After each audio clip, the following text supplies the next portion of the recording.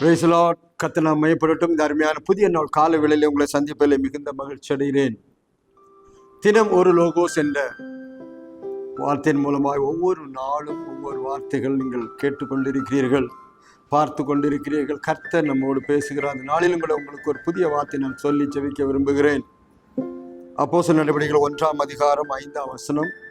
அப்போஸ்தலர் 1:5 இவ்வாறு இயேசு சொல்கிற ஒரு வசனத்தை நான் உங்களுக்கு சொல்லி ஜெபிக்கலாம் என்று இருக்கிறேன். ஆகையால் நீங்கள் எருசலேமை விட்டு போகாமல் என்னிடத்தில் கேள்விப்பட்ட பிதாவின் வாக்குத்தத்தம் நிறைவேற காத்திருங்கள் என்று கட்டளையிட்டார்.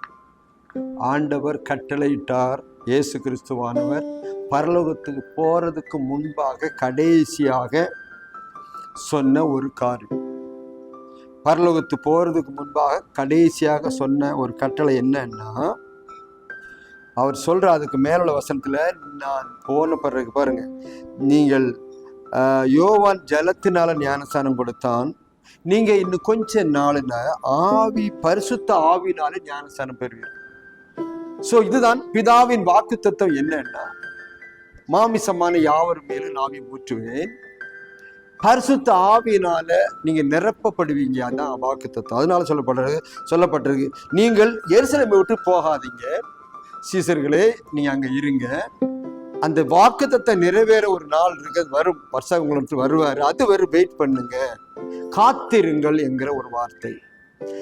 காத்திருங்கள், பிதாவின் வாக்குத்தத்தை நிறைவேற காத்திருங்கள் என்று கட்டளையிட்டார். இது அவர் பரலோகத்துக்கு போறதுக்கு முன்ன கடைசியா சொன்னார். சில ஆட்கள் சாவும்போது சில வார்த்தை சொல்லுவோம், மரிக்கும் போது. ஆனா இயேசு பரலோகத்துக்கு ஏறி போகிறதுக்கு முன்பாக ஒரு வார்த்தை சொன்னார், பிதாவின் வாக்குத்தத்தை நிறைவேற என்ன செய்யுங்க, காத்திருங்கள். காத்திருக்கிறோம். பாருங்க, நிறைய காத்திருப்பு இருக்குது உலகத்துல. மனுஷன் பல காரியங்களுக்காக காத்திருக்கிறான்.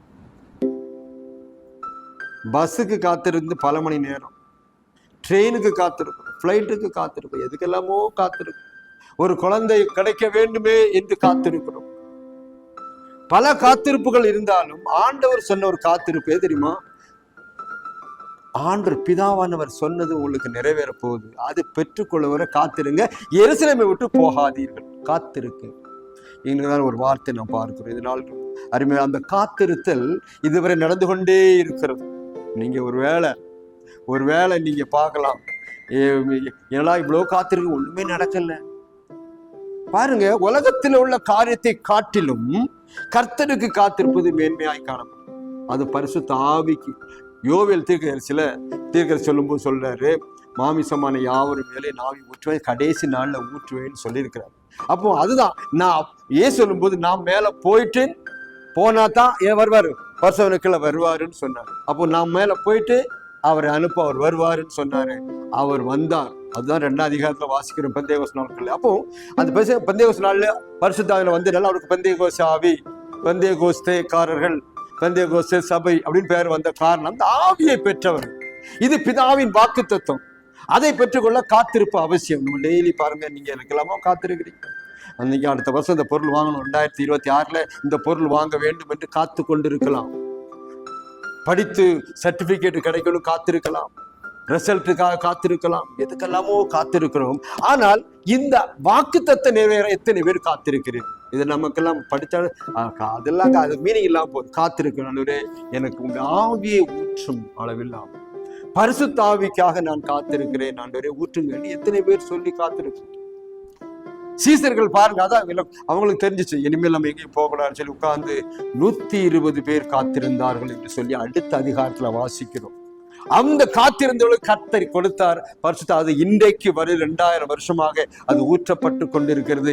இன்றைக்கு நம்மை பார்த்து அந்த காலையில சொல்றாரு, நீ அதற்காக காத்திருக்கிறாயா? நீ அதை பெற்றுக்கொண்டாயா? ஏனென்றால் ஜலத்தினால் ஆவினால் பரவாவிட்டால் பரலோகத்துக்கு போக முடியாது.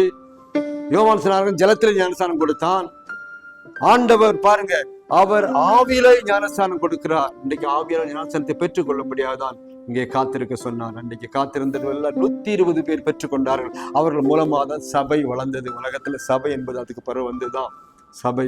அந்த சபை தான் இன்றைக்கு வரைக்கும் இருக்கிறது. பெந்தேகோஸ்து ஆவியை பெற்றவன் தான் சபை. பெற்ற அந்த ஜனங்களை பார்த்தா சொல்றாரு, நீங்கள் காத்திருந்து பெற்றுக்கொள்ளுங்கள் என்று சொன்னார். எங்கேயும் போகாதீங்க. அதே போல பெற்றுக்கொண்டான். இன்றைக்கு அதே ஆவியானவர் நம்ம பத்தியில பேசுறாரு. நீங்கள் பரிசாய் பெற்றுக்கொண்டீர்களா? நீங்க அப்போஸ்தலர்களை பார்க்கும்போது பின்னாடி என்ன சொல்லப்பட்டிருக்கு, நீங்கள் ஆவியை பெற்றுக்கொண்டீர்களா, நீங்க ரட்சிக்கப்பட்ட பரிசாய் பெற்றுக்கொண்டீங்க. சில சொல்றாங்க எனக்கு தெரியவே தெரியாதுன்றாங்க. ஏன்னா அது அவங்களுக்கு புரியல. நிக்கோதேமுக்கே புரியல. மறுபடி பிறக்கணும்னா புரியல, ஜலத்தினால பிறக்கணும்னா புரியல, ஆவியால பிறக்கணும்னா புரியல. ஆவியானவரை பெற்றுக்கொள்ள நீங்க டெய்லி ஆண்டவர்கிட்ட சொல்லுங்க, ஆண்டவரே ஒரே ஆவியானவர் தான், ஆனா டெய்லி புதுசு புதுசா நம்ம நிரப்புவார்.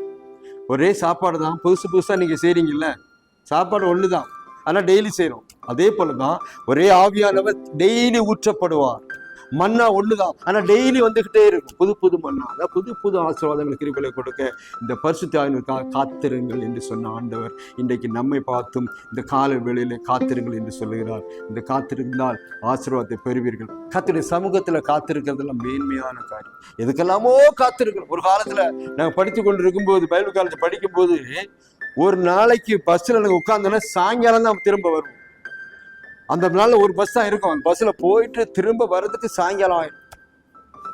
அவ்வளவு காத்திருவோம். அந்த பஸ் வரைக்கும் 3 மணி 4 மணி நேரம் காத்திருவோம்.